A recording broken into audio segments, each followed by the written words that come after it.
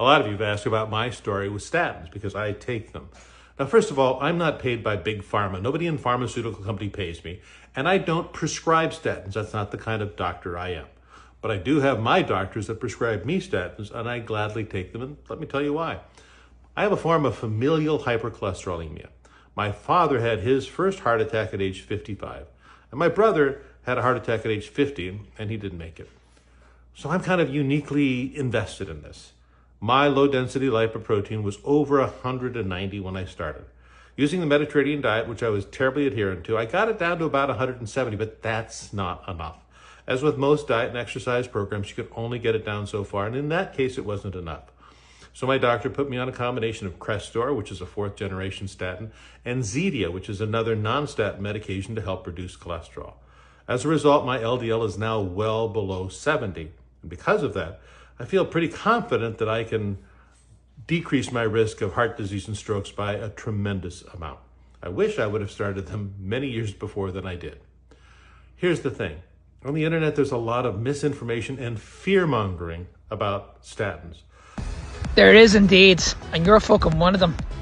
Now, if you guys are on these medications, or you've been told you might actually need these medications, then from today, you're going to listen to me, and I want you to watch my videos on a regular basis.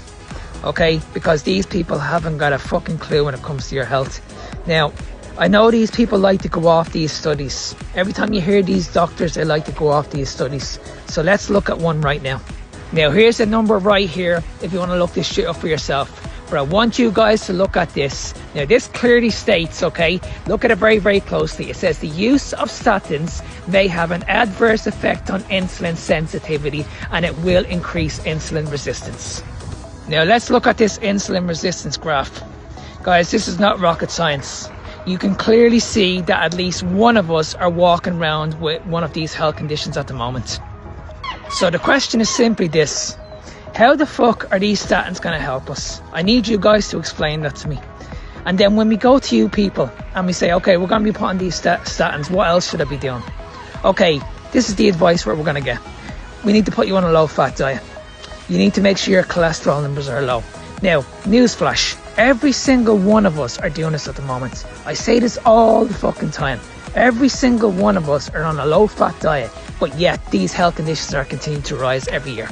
These people are an absolute joke. They like to convince people that they're intelligent until I come along and start questioning all this shit.